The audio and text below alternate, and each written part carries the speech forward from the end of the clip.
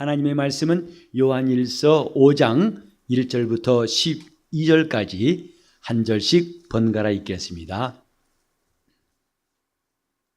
예수께서 그리스도이심을 믿는 자마다 하나님께로서 난 자니 또한 내신 이를 사랑하는 자마다 그에게서 난 자를 사랑하느니라. 우리가 하나님을 사랑하고 그의 계명들을 지킨 이로써 우리가 하나님의 자녀 사랑한 줄을 아느니라. 하나님을 사랑하는 것은 이것이니 우리가 그의 계명을 지키는 것이라. 그의 계명들은 무거운 것이 아니로다. 대저 하나님께로서 난 자마다 세상을 이기느니라. 세상을 이긴 이김은 이것이니 우리의 믿음이니라. 예수께서 하나님의 아들이심을 믿는 자가 아니면 세상을 이기는 자가 누구뇨? 이는 물과 피로 임하신 자니 곧 예수 그리스도시라. 물로만 아니요 물과 피로 임하셨고 증거하는 이는 성령이시니 성령은 진리니라. 증거하는 이가 셋이니 성령과 물과 피라. 또한 이 셋이 합하여 하나이니라. 만일 우리가 사람들의 증거를 받을지인데 하나님의 증거는 더욱 크도다.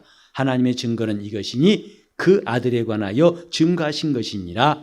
하나님의 아들을 믿는 자는 자기 안에 증거가 있고 하나님을 믿지 아니하는 자는 하나님을 거짓말한 자로 만드나니 이는 하나님께서 그 아들에 관하여 증거하신 증거를 믿지 아니하였음이니라. 또 증거는 이것이니 하나님 우리에게 영생을 주신 것과 이 생명이 그의 아들 안에 있는 그것이니라. 아들이 있는 자에게는 생명이 있고 하나님의 아들이 없는 자에게는 생명이 없느니라. 아멘. 오늘도 예배한 여러분의 심령이 시냇가의 신기운 나무처럼 하나님의 보기로 충만하시기를 예수 이름으로 축원합니다. 여러분이 범사에 하나님의 손길을 느끼고 그분의 형통으로 형통하시기를 예수 이름으로 축원합니다. 우리가 예수 믿는 것 구원을 받기 때문입니다. 근데 구원을 다른 말로 하면 하나님의 생명을 얻는 것입니다. 길이 사는 길이 구원을 받는 우리의 목적입니다. 여러분, 몇 주간 동안 우리는 하나님의 생명에 대해서 말씀을 듣고 있습니다. 결코 쉬운 내용은 아니기 때문에 전하는 사람도 상당히 부담이 있지만 그러나 하나님께서 우리를 감동하시고 깨닫게 하시고 인도하실 줄 믿기 때문에 다시 한번 또 힘을 냅니다. 하나님의 생명, 이 생명을 얻는 게 구원입니다. 그런데 이 구원에 대해서 우리가 분명히 알아야 될 두 가지가 있습니다. 첫째는 오직 하나님만 구원자가 되신다는 사실입니다. 천상천하의 구원자는 오직 하나님 한 분뿐입니다. 아무리 능력 있는 사람도 잘난 사람도 심지어 하늘에 천사를 할지라도 우리를 구원할 수 없습니다. 하나님만이 우리를 구원하시는 분이에요. 하나님이 아니면 어느 누구도 감히 우리를 구원한다고 속이거나 그렇게 말할 자가 없습니다. 그런데 또 한 가지 중요한 사실이 뭐냐면 사람으로 오시지 않고는 우리를 구원할 수 없다. 이것 또한 분명한 겁니다. 하나님이 우리의 구원자이시고 그가 사람으로 오셔야만 우리를 구원할 수 있다는 것. 이것이 우리에게 확고한 지식이 되어야 되고 확신이 되어야 됩니다. 물론 하나님께서는 능력이 많으셔서 그 천사를 보내가지고 이스라엘을 위경 가운데 건지신 일이 적지 않습니다. 가득한 것이 성경입니다. 그래서 때로는 극렬한 풀무불 속에서도 하나님은 천사를 보내가지고 그 머리털 하나도 끌리지 않고 보호받게 하셨고 또 하나님께서는 천사를 보내사 전쟁에서 능히 이기게 하시고 바다에서도 구원받게 하시고 광야에서도 그들이 살 길을 주시되 낮에는 구름 기둥으로 밤에는 불 기둥으로 하나님이 역사하셨습니다. 그러나 그때 보냄받아 일한 천사들은 이스라엘의 구원자가 아닙니다. 하나님만이 구원자이십니다. 그래서 우리를 구원하시려고 아들을 보내실 때에 그가 누구신가? 오늘 이 본문에 보면 물과 피로 임하신 분이다.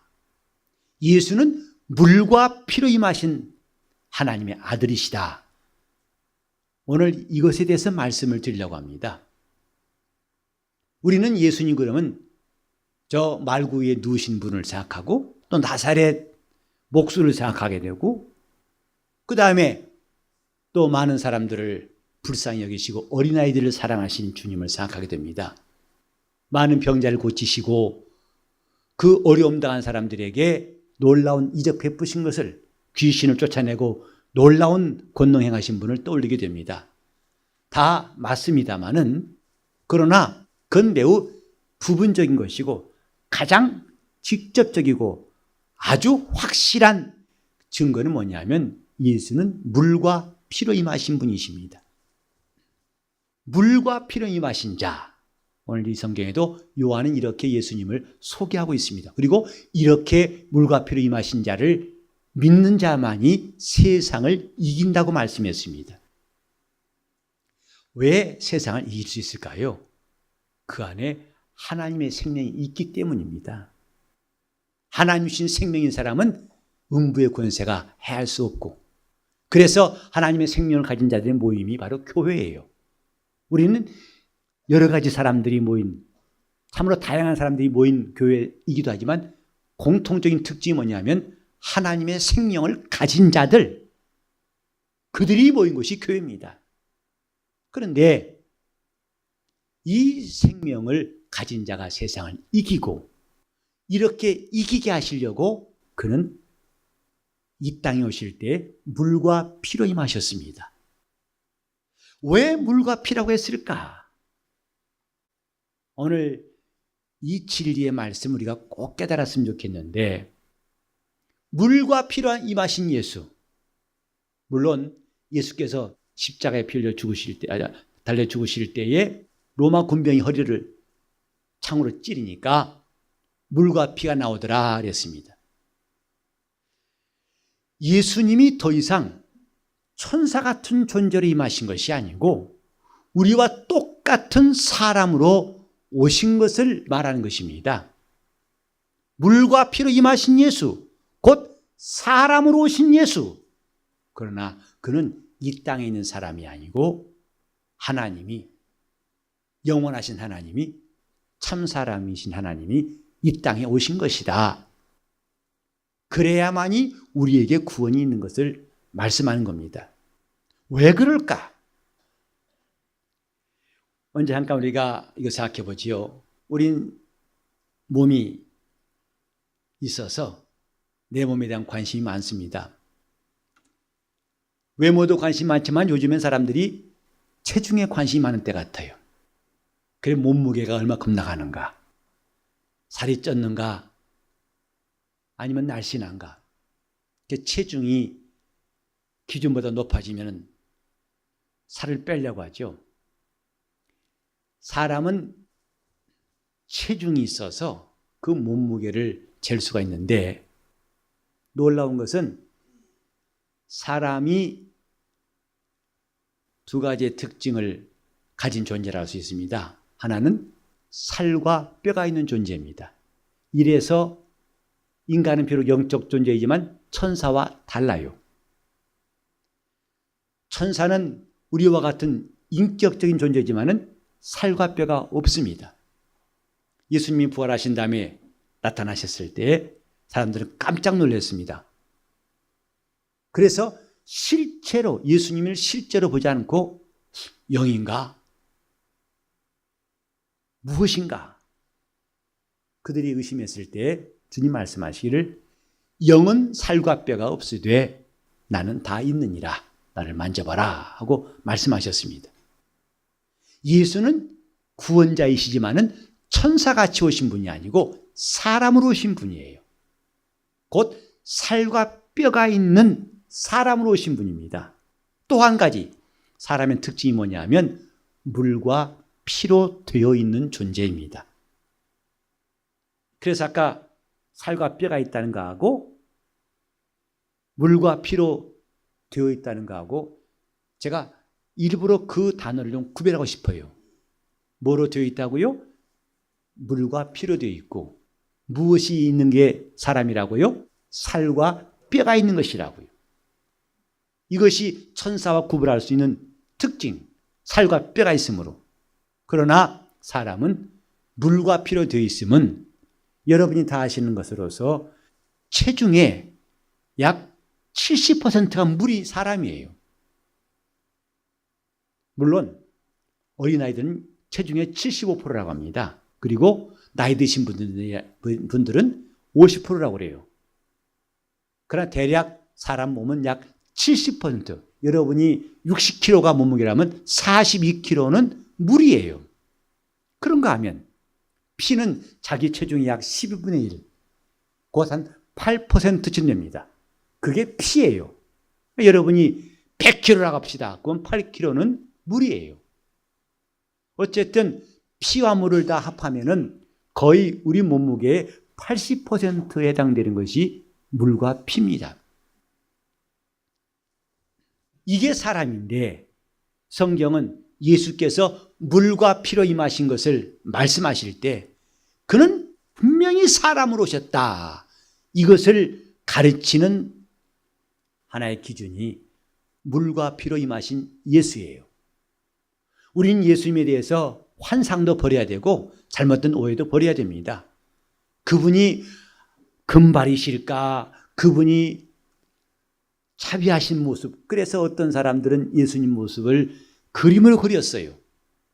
근데 이상하게 그 그림마다 예수님은 다 파마 머리처럼 그렸더라고요. 직모가 없어요. 다 꼬불꼬불해요.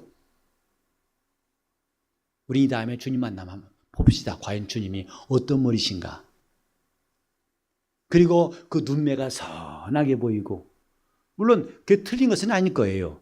그러나 정확한 특징이 뭐냐? 성경에 말씀하는 바 물과 피로 임하신 분이다. 예수께서 더 이상 오해할 필요 없는 중요한 사실이 뭐냐? 물과 피로 임하신 분이다. 그것을 우리가 익히 알 수 있도록 우리 몸은 거의 80%가 피와 물로 되어 있다는 사실을 깨닫지 않습니까? 그런데 그분이 물과 피로 오셨다고 할 때에 그것이 사람의 몸에 있는 물과 피라고 보지는 않습니다. 이미 예수님 말씀하셨죠.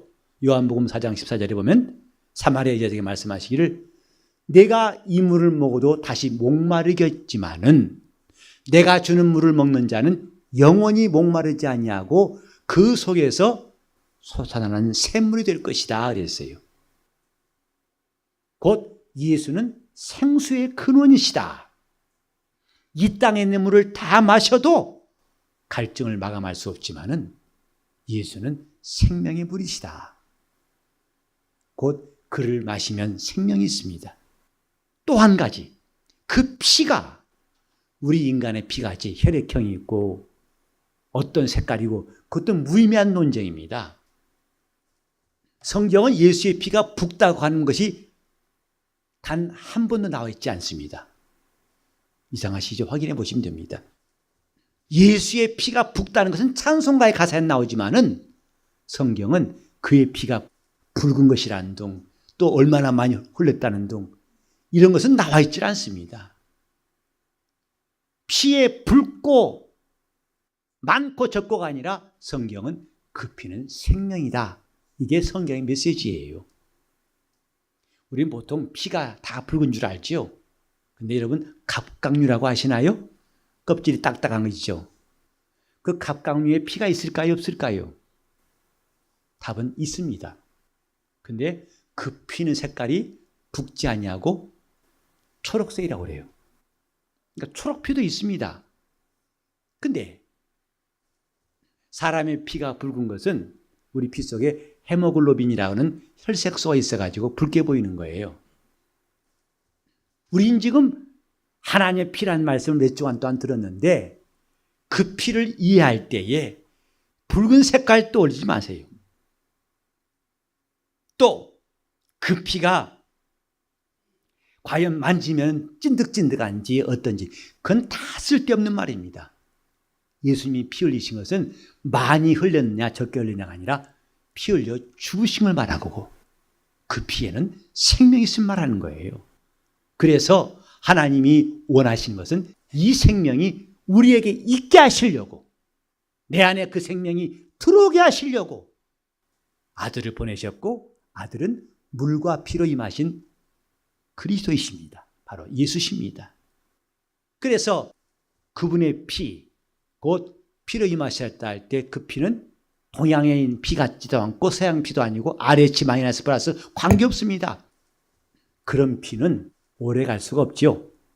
그래서 대략 우리 몸에 써 있는 피는 3개월을 더 이상 지탱할 수 없어요. 그 지나면 다 물처럼 그 피가 효능은 떨어진다고 합니다. 그러나 물과 피를 임하신 예수의 피는 영원한 피, 그 피는 세월이 막을 수가 없고 그 피는 사람들이 방해할 수 없는 하나님의 피이기 때문에 그 피의 가치, 그 피의 귀함을 알기 때문에 우리는 예수의 피를 보혈, 그렇게 말합니다. 보배로운 피라고 하는 것입니다. 이렇게 예수께서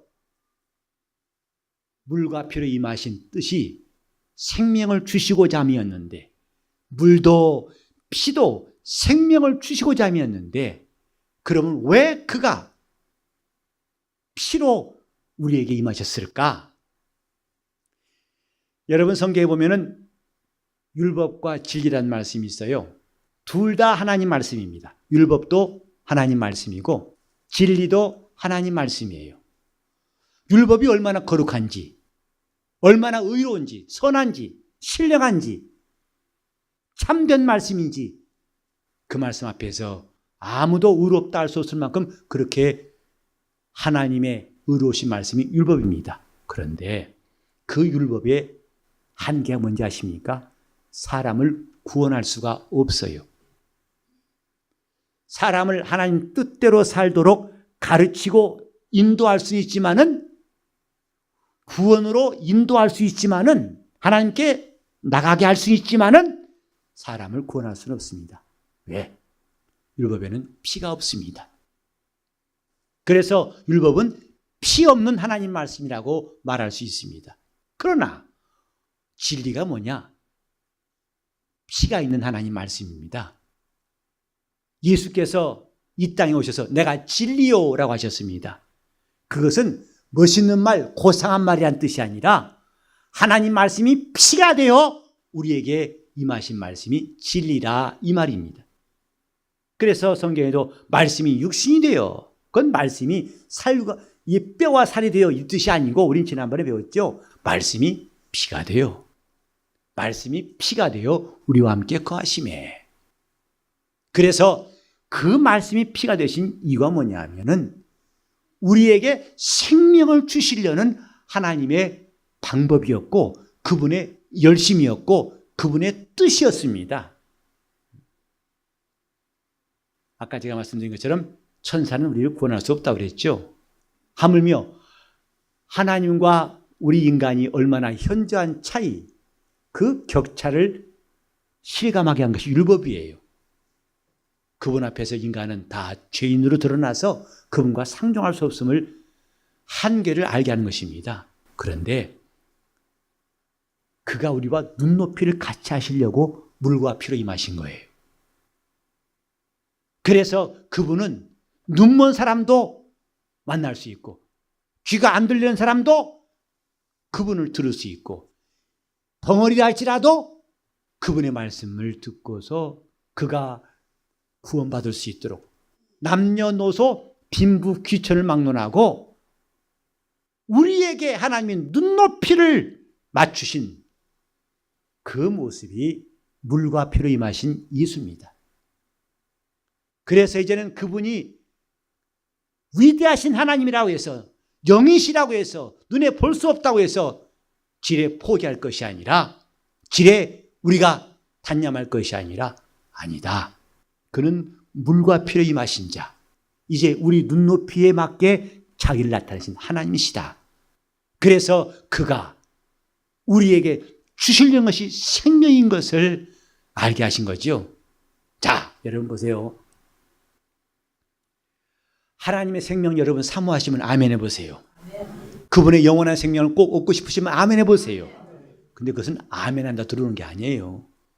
여러분이 잡는다고 잡히는 게 아닙니다. 오늘 생명이 부족하기 때문에 사람이 죽어갑니다. 생명이 없기 때문에 결국은 낙심하고 좌절해서 스스로 목숨을 끊는 사람도 있어요. 이 세상에 필요한 건 생명입니다. 누구 생명? 하나님의 생명입니다. 그 생명은 원한다고 내가 하늘을 향해서 손을 펴고 달란다고 해서 뚝 떨어지는 것이 아닙니다. 하나님의 생명을 얻을 수 있는 유일한 방법이 뭔지 아십니까? 피예요.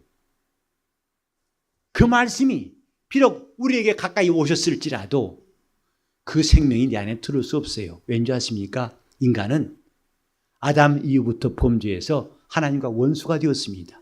그리고 그 죄를 스스로 해결할 수 있는 방법이 없습니다.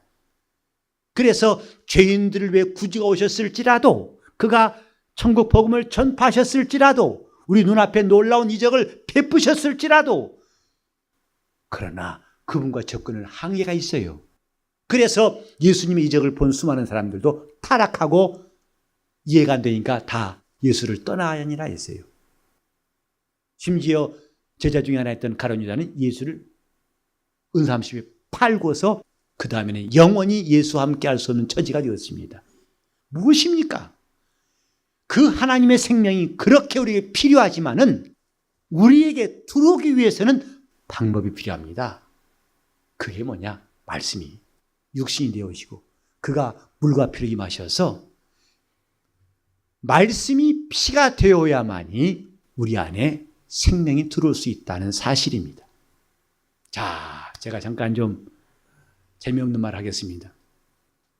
저는 어렸을 때부터 주사 맞기를 되게 싫어해요. 지금도 싫어합니다. 그래서 간호사 한 분 만나면 제일 먼저 물어본 게 뭐예요? 주사 안 아프게 잘 봐요? 제일 큰 관심사예요. 제가 얼마 전에 건강검진하러 병원에 갔을 때에 위내시경 한다고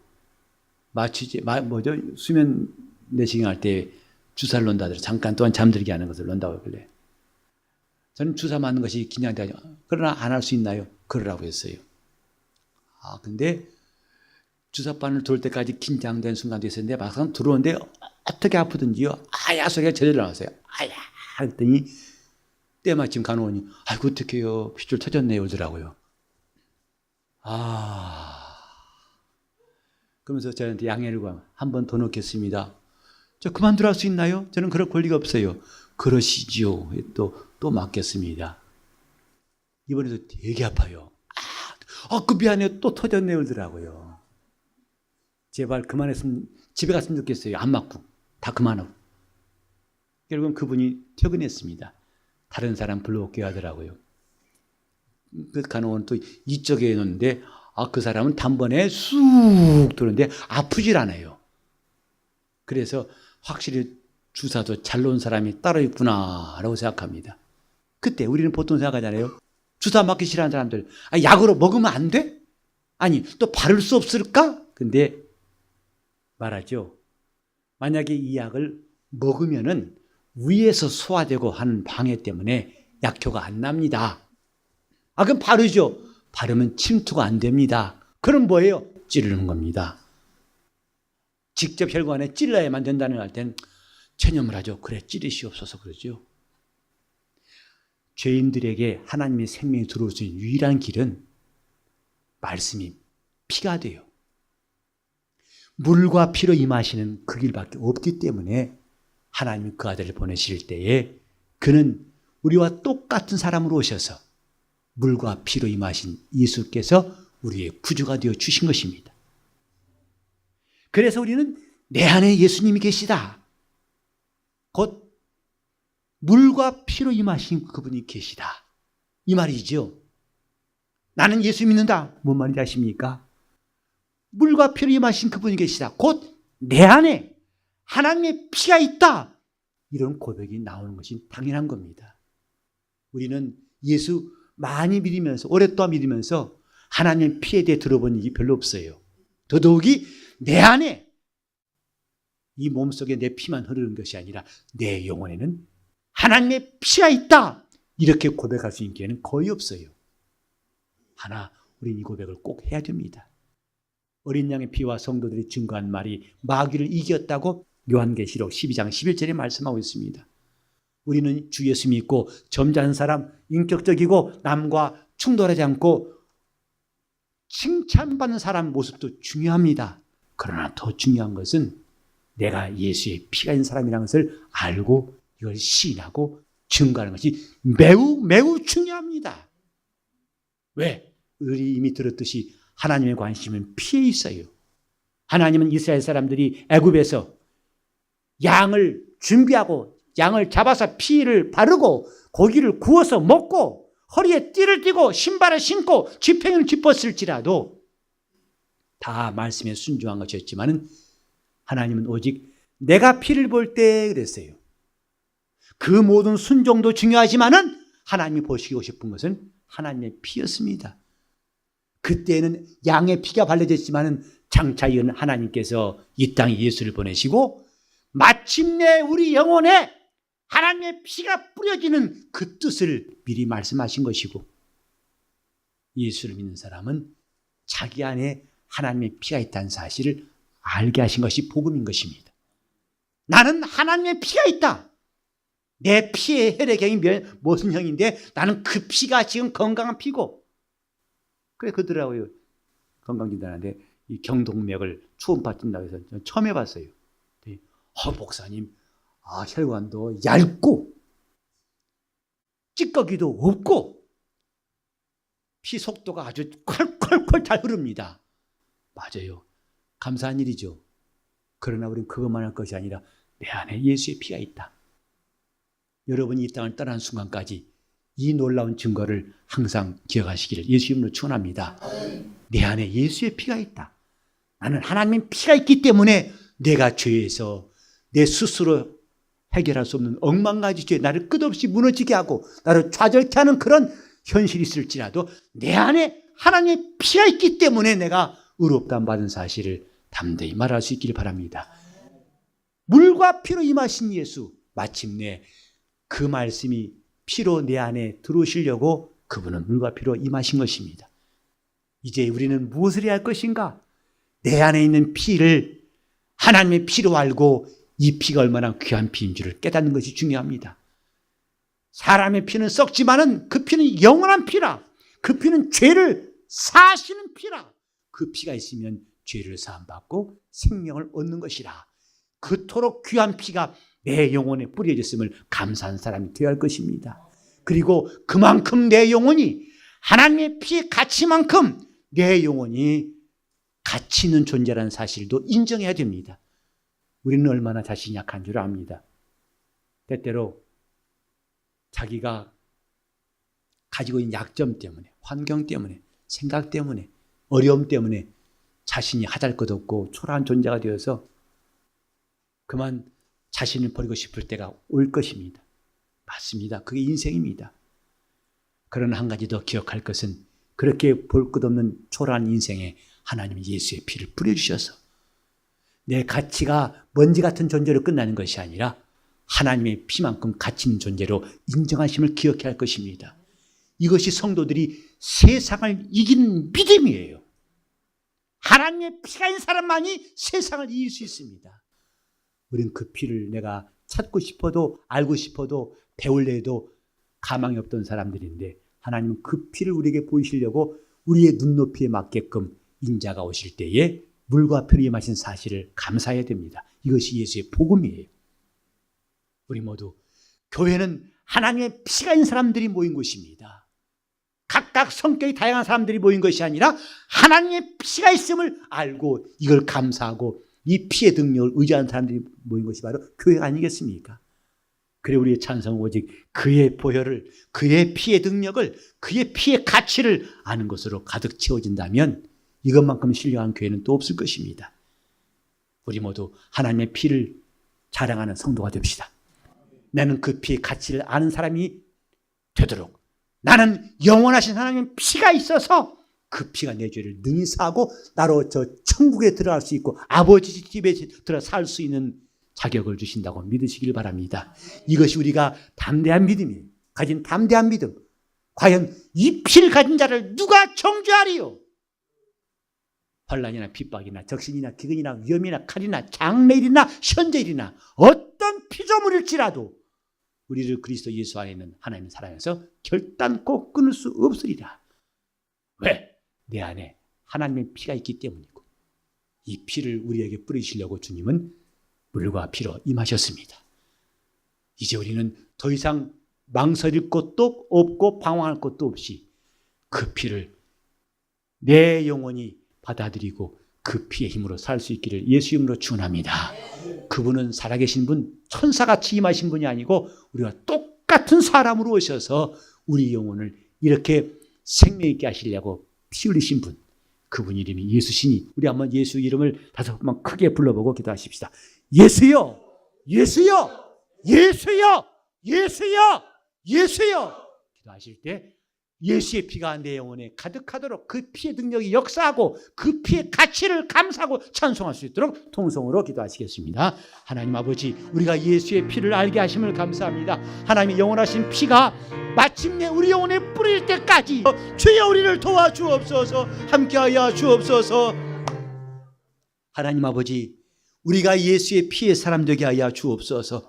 내가 내세울 것이 오직 그리스도의 보배로운 피밖에 없는 참 성도가 되게 하여 주시옵소서. 주님, 말씀이 피가 되신 사건을, 하나님의 아들이 물과 피를 임하신 이 복음을 우리가 깨닫게 도와주셔서 어떤 미혹자들도 자기가 스스로 구원한다 하고 자기를 따라야 구원받는다는 속임수를 다 물리치게 도와주시옵시고 우리가 진리의 말씀에 굳게 서게 도와주시옵시되 나 같은 죄인을 주님이 살리시고 하나님의 피와 같은 가치 있는 존재로 삼으신 것을 감사하고 감사하게 도와주시옵시며 이 믿음으로 세상을 이기게 도와주시옵소서. 주님, 죄인들이 눈이 멀어서 귀가 닫혀서 입이 막혀서 감히 하나님을 찾을 수 없지만은 주님은 물과 피로 곧 우리 사람들의 죄인들의 눈높이에 맡겨 오신 주님이심을 알고 환영하고 의지하고 감사하게 도와주시옵시고 우리 주님과 함께 거룩한 길 갈 수 있도록 인도하여 주시옵소서. 예수 이름 받들어 기도 올리옵나이다.